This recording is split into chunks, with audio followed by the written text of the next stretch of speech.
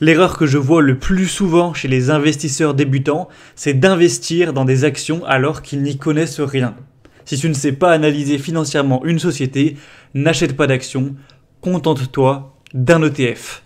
Et oui, j'ai bien dit un ETF, car la deuxième erreur que je vois le plus souvent chez les débutants, c'est ce que j'appelle la surdiversification. C'est-à-dire être excessivement diversifié en ayant plusieurs ETF. Il faut se rappeler d'une chose, effectivement en bourse, la diversification est mère de sûreté. Il est très risqué de ne posséder qu'une seule action, car si cette dernière se casse la gueule de 30-40% ou plus dans la journée, ton patrimoine va prendre cher. C'est pour ça qu'en général, on conseille de faire un portefeuille diversifié avec entre 8 et 15 actions, ce qui permet de diluer le risque tout en ayant la possibilité de battre le marché. Pour rappel, un ETF, ce n'est pas un portefeuille d'actions. C'est un maxi portefeuille d'actions, car il n'y a non pas 9, 12 ou 14 actions différentes, mais parfois plus de 1000. Alors soyons clairs, quand tu as déjà un maxi portefeuille de plus de 1500 actions, comme par exemple le MSCI World, c'est bon, ne t'inquiète pas, tu es déjà diversifié, tu es déjà même très diversifié. Je dis ça car je vois trop de débutants collectionner les ETF comme si c'était des simples actions. Oui, si tu n'as que des actions, c'est bien d'en avoir 8, 10, 12 ou 15 dans ton portefeuille, car une action, c'est une seule société, ça peut être risqué.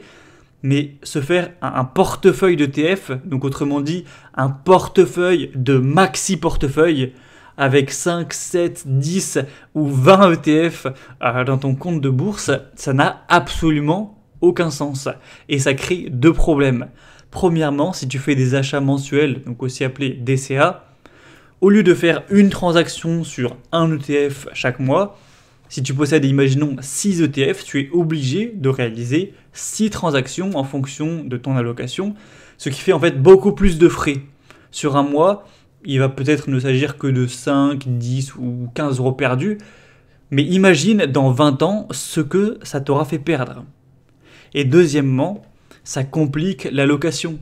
Lorsque tu fais ton achat mensuel, à moins que tu investisses des dizaines de milliers d'euros à chaque fois, comment tu peux diviser ton budget d'investissement pour que ça corresponde à la fois au prix d'achat de l'ETF, de l'unité, donc souvent entre 10 et jusqu'à 500 euros, et à la fois à la pondération en pourcentage de ton portefeuille.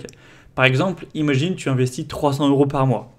Si tu n'as que 2 ETF avec 50% dans chacun, un qui cote vers 50 euros et l'autre à 30 euros, ça va, chaque mois tu peux acheter environ 3 unités du premier et 5 unités du deuxième, et tu as tes 50%, c'est quand même assez simple à gérer.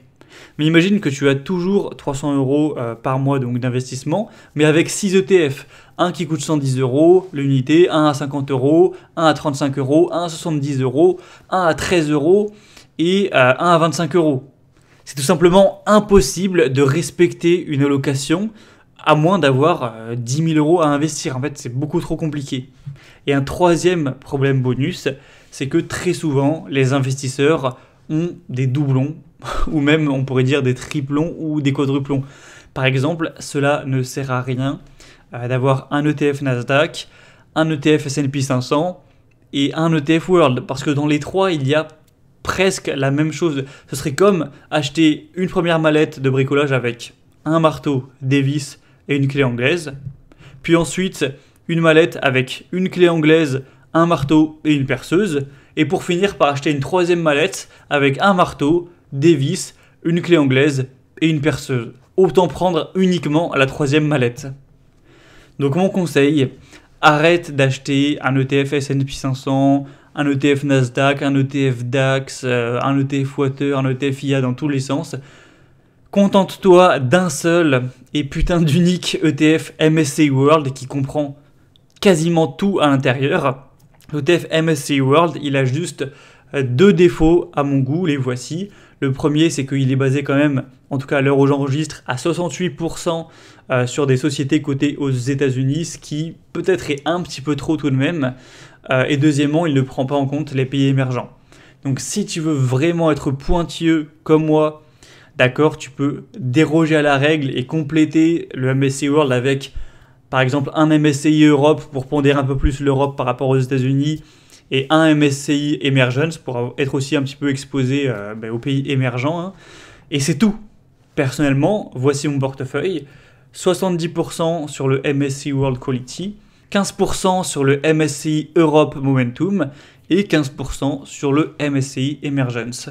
Et c'est déjà extrêmement diversifié. Même si j'avais 100 millions à investir, je ne diversifierais pas plus car ça ne servirait à rien. Je suis déjà exposé à au moins 80% de la capitalisation boursière mondiale. Alors le petit boursicoteur qui investit 200 € par mois mais qui prend 8 ETF différents pour ne pas trop prendre de risques, ce serait comme mettre une armure de mastodonte blindée avec un bouclier du GIGN parce que tu vas aller faire de la trottinette en bas de chez toi. Ça coûte cher, ça ne sert à rien et en plus c'est ridicule. Pour plus de mon contenu, abonne-toi à la liste email en cliquant sur le premier lien dans la description de la vidéo. Tu pourras découvrir chaque dimanche plus de mes conseils, de mes idées, de la motivation, tout ça pour devenir riche lentement. Si tu ne t'inscris pas maintenant, tu rateras chaque semaine les emails et il est impossible de les retrouver une fois qu'ils sont partis. Alors inscris-toi maintenant, c'est gratuit et tu te désabonnes quand tu veux. Clique juste sur le premier lien en description.